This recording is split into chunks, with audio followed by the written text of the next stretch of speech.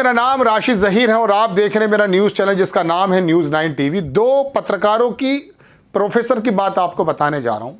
एक डॉक्टर लक्ष्मण यादव हैं, आप देखते होंगे, दलित चिंतक हैं, बड़ा शानदार बात करते हैं। एक प्रोग्राम के अंदर कुछ बात कर रहे थे और मायावती को संबोधित करते हुए बात कर रहे थे।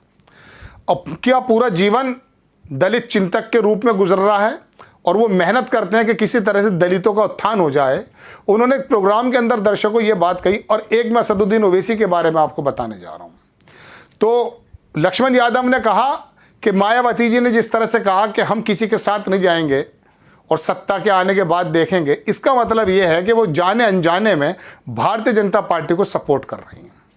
और अगर ऐसा सपोर्ट कर रही तो वो काशीराम की उस विरासत को बिल्कुल बर्बाद करने पर तुली हुई हैं कि जो उन्होंने अपना खून पसीना लगा करके और जो है ज़मीन के अंदर डाल करके और बिल्कुल एक ऐसा खेती तैयार की थी कि जिसकी वजह से कमज़ोर लोग थोड़ा उठकर आए थे। कई बार उन्होंने बातें कही, उन्होंने कई सारी बातें कही जो मैं आपके सामने बता रहा हूँ। उन्होंने एक बार कहा कि जब सम्मेलन हुआ करते थे काशीराम के, तो वो उसी संविधान की प्रतियाँ लेकर के दलित लोग अपने घर जाते थे कि ये हमारी विरासत है, बाबा साहब ने लिखा है।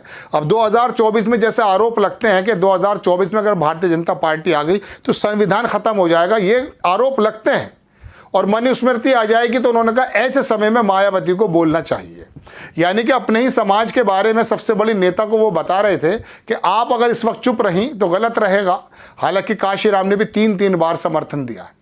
इस बारे में वो मायावती को कह रहे थे। अब आता हूं मैं थोड़ा सा, जब वो अपने समाज से एक आह्वान कर रहे हैं, अपने नेता को बात कर रहे हैं, तो कोई ना कोई तो वजह है। 2024 में तो कोई ना कोई ऐसी चीज़ें हो सकती हैं कि दुनिया बदल जाए, देश की राजनीति बदल जाए। और हालात शुरुआत में दिख भी रहे हैं। तमाम संस्थानों को गला घोट करके इकट्ठा करके अपने साथ लगा लेना। कल ही की खबर मैं आपको बता दूं कि ईडी और सीबीआई के ऊपर एक ऐसा आदमी अफसर बिठाने की कोशिश की जा रही है, उसे संजय मिश्रा को, जो ईडी के डायरेक्टर है, जिनको एक्सटेंशन मिला है कि वो तो तमाम चीज़ों को कंट्रोल करें। क्योंकि वो किसी ज़माने में, आपको मालूम नहीं है दर्शकों, उनके बारे में कहा जाता मध्य प्रदेश हो या कर्नाटक या महाराष्ट्र हो, वहाँ पर वो सरकारें तोड़ चुके, ऐसा आरोप उन पर लगता है। हम नहीं कह रहे हैं। चलिए खैर, ये तो हो गई है उस डॉक्टर लक्ष्मण यादव के बारे में बात। अब मैं आता हूँ, हिसाम सिद्दीकी मेरे साथ एक ग्रुप में है, तहलका टुडे करके, वो निकालते हैं जदीद मरकज़, उर्दू का एक अखबार है। वो एक प्रोग्राम में बता रहे थे कि दरअसल असदुद्दीन ओवैसी और मायावती को अमित शाह का प्लान यह है कि इन दोनों को मिला करके एक गठबंधन बनाया जाए जो उत्तर प्रदेश में चुनाव लड़े। 1.5-2% मुसलमानों का वोट और 11-12% जो बचा हुआ है मायावती का, लगभग 15% वोट किसी सूरत में भी इंडिया के पक्ष में ना जाए, ऐसा उनका कहना है। वो असदुद्दीन ओवैसी के वालिद को भी जानते हैं, 40-50 साल से वो वाकई सहाफ़त करते हैं, उर्दू का अखबार निकालते हैं, बहुत ज़माना तजुर्बेकार व्यक्ति हैं। तो उन्होंने कहा कि ऐसा सूत्रों से खबर है कि अमित शाह चाहते हैं कि ये दोनों इकट्ठे हो जाएं। अगर ये दोनों इकट्ठे हो गए, 12-13% वोट मुसलमानों का भी बढ़ गया और दलितों का भी बढ़ गया, तो इसमें कोई दो राय नहीं कि 80 की 80 सीटें भारतीय जनता पार्टी उत्तर प्रदेश में जीत जाएगी। अब दर्शकों, बात ऐसी, जब स्थिति ऐसी 2024 की बना दी गई है कि संविधान बदल जाएगा और हालात बदल जाएंगे, वोट छीनने का अधिकार, मतलब दुनिया भर की बातें उड़ती हैं, उसके अंदर कोई जान है या नहीं है तो जाने आप। लेकिन उसके बावजूद ज़मीन पे जो 2024 से पहले हरकतें हुई वो आप देख ही चुके हैं। कदम कदम पर कितना ज़्यादा कमज़ोर लोगों को मारा जा रहा है। ऐसे समय में जिस तरह से डॉक्टर लक्ष्मण यादव ने अपने समाज से और उसकी सबसे बड़ी नेता से बात कही है, मेरा भी मन चाहा कि मैं आपके सामने बात तो रख दूँ कि हिसाम सिद्दीकी क्या कह रहे हैं। अगर असदुद्दीन ओवैसी मायावती के साथ मिलकर अपना ही मंच बनाने का इस समय कोशिश करते हैं 2024 में, तो इसमें कोई दो राय नहीं कि नुकसान बहुत बड़ा हो जाएगा। और मैं आपको बता दूं दर्शकों को, उत्तर प्रदेश की जब बात आती है तो भारतीय जनता पार्टी बिल्कुल पैर फैलाकर सो जाती है कि यहाँ पर 60-70 सीटें उनको मिल जाएंगी। उनका सबसे अभेद किला है। कर्नाटक में कमज़ोर हो रहे हैं, मध्य प्रदेश में कमज़ोर हो रहे हैं, तेलंगाना में कुछ नहीं है, साउथ में कुछ नहीं है, और मुंबई के अंदर भी बहुत ज़्यादा नुकसान हो रहा है, बिहार के अंदर भी नुकसान हो रहा है। लेकिन ये 80 सीटें, 80 की 80 अगर भारतीय जनता पार्टी को मिल गई तो आप यकीन मानिए एक ऐसा कैप्सूल है, एक ऐसा इंजेक्शन होगा कि कहीं दूसरी जगह कुछ कम भी ज़्यादा होंगे, सब कुछ यहीं से पूरा हो जाएगा। मैं कहना ये चाहता हूँ कि फिर भारतीय जनता पार्टी के क्या भारतीय लोग नहीं है, वो क्यों ना आए, लेकिन जिस तरह की उनकी सरकारों के अंदर, हरियाणा में देख लीजिए, मध्य प्रदेश में देख लीजिए, जहाँ भी आप जाएं वहाँ पर जो जुल्म सितम हो रहा है खास करके मुसलमानों के साथ, पूरी दुनिया के अखबारात इस बात को लिख रहे हैं। उसकी वजह से मुझे लगा कि हिसाम सिद्दीकी की बात आपको बताना चाहिए। बहुत सारे असदुद्दीन भाई के लोग जो हैं उस वक्त गाली देना शुरू कर देंगे। मैं असदुद्दीन के ओवैसी के ख्यालों की सबसे ज़्यादा इज्जत करता हूँ और बहुत ज़्यादा मैं उनका शैदाई हूँ, मैं आपको बता दूं अंदर की बात।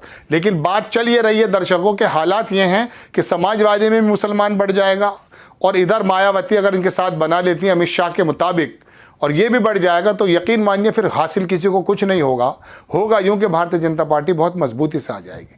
तो फिर इसका मतलब यह है कि क्या अपना मंच ना बनाएं, ये 2024 का मंच अभी ऐसा नहीं है। हालात कुछ इस प्रकार से बना दिए इन बागड़ बिल्लों ने, मैं बता रहा हूं, काशीराम कहते थे दोनों हैं, एक हैं, एक सांपनाथ है एक नागनाथ है। भारतीय जनता पार्टी कांग्रेस को ये बोला करते थे। मैं काशीराम की बातों को इस तरह लिए मानता हूं क्योंकि कांग्रेस के वक्त में भी जो मुसलमानों पे हुआ है उसके बारे में लंबा एपिसोड हो जाएगा, लेकिन मैं बता दूं कि इस वक्त अपना मंच बनाने की जरूरत नहीं है। मायावती के साथ मिलकर अगर अमित शाह की प्लानिंग का हिस्सा अगर आप बन गए, जाने या अनजाने में, लालच या बेलालच के, तो नुकसान सबसे बड़ा कौम का होगा, देश का होगा, संविधान का होगा। ये वाली बात है। अब मायावती के बारे में दर्शकों अगली खबर में ये बता दूं, एक बहुत बड़े प्रोफेसर है रविकांत, वो ये कह रहे थे कि किसी भी सूरत में मोदी जी और अमित शाह की इतनी हिम्मत नहीं है कि वो उसको जेल में डालते हैं। मायावती को जेल में डालने की वाकई ताकत नहीं है, उनके भतीजों को भले जेल में डाला जा सकता है। मायावती के बारे में ये कहा जाता है कि इस इलेक्शन के बाद जो 2-3 इलेक्शन हैं, इसके बाद शायद सोनिया गांधी उनसे बात करेंगी, उस समय वो इंडिया का हिस्सा बन सकती हैं, क्योंकि सोनिया गांधी की शायद वो बात ना टाले। अगर मायावती इंडिया का गठबंधन का हिस्सा बन गई तो वाकई फिर ये पलट जाएगी कहानी। एक गिला और भी है कि आपने असदुद्दीन ओवैसी को भी बिल्कुल बाहर कर रखा है। अब अगर बाहर कर रखा तो अब इसका मतलब ये नहीं कि नुकसान बन जाएंगे, आप जो हैं वो नहीं बन सकते, आपके विभीषण नहीं बन सकते किसी सूरत में भी, कि अगर आपको गलत लग रहा है तो आप अपने भाई को ही मरवा देंगे, भले ही वो रावण हो। लेकिन इस समय तो रावण की बात भी नहीं चल रही, देश के संविधान के बचाने की बात चल रही है। तो दर्शकों ये एक सिनेरियो था। हिसाम सिद्दीकी की बात भी मैंने आपको बताई, डॉक्टर लक्ष्मण यादव की बात भी मैंने आपको बताई, दोनों की मिक्स करके मैं आपको बता रहा हूं कि हालात इस समय कुछ और हैं। जब कर्नाटक और मध्य प्रदेश में कांग्रेस अपने दम पर भारतीय जनता पार्टी को पीछे धकेल रही है और महाराष्ट्र के अंदर शरद पवार की पार्टी टूटने के बावजूद, उद्धव ठाकरे की पार्टी टूटने के बावजूद भी उनको धकेल रही है, और बिहार के अंदर नीतीश और तेजस्वी एक साथ हो गए हैं, तो ये इतना बड़ा इशू नहीं बन जाता कि आप असदुद्दीन ओवैसी और मायावती के अगर इस गठबंधन को बनते हैं उसकी चाल में आप आए। समझ जाइएगा आप कि इस समय हालात कुछ और हैं, क्योंकि बड़े जो लोग हैं ना, ये किसी को कहाँ चलाते हैं अंदाज़ा कुछ नहीं है। आप सोचते हैं इलेक्शन आप लड़ाते हैं, नहीं, इलेक्शन तो की बिसात तो इस तरह से बिछाते हैं कि आपको मजबूरन करना पड़ेगा। जैसे मैं आपसे कह रहा हूँ, ये बिसात बिछ गई है, 2024 में आपको और मुझे इंडिया को वोट देना ही पड़ेगा अगर संविधान की रक्षा करनी है। वो डॉक्टर लक्ष्मण यादव जो दलित चिंतक है अपनी कौम के लिए, तो कह रहा है मायावती से। मैं भी आपसे ये कहने के लिए हाजिर हुआ था कि 2024 तक इंतजार करें और सोचें कि कौन सी ऐसी चीज़ है, कौन सी ऐसी पार्टी है जो कम से कम संविधान की रक्षा कर सकती है। क्योंकि संविधान बचेगा तो आप बचेंगे, संविधान बचेगा तो हम बचेंगे, वरना रोज़ाना गला घोटा जा रहा है, रोज़ाना चैनल्स बंद होते जा रहे हैं। मैं चैनल में काम करता हूं, उसको भी बंद कर दिया गया, ये आवाज़ें भी बंद हो जाएंगी दर्शकों 2024 के बाद, ऐसा लोगों का कहना।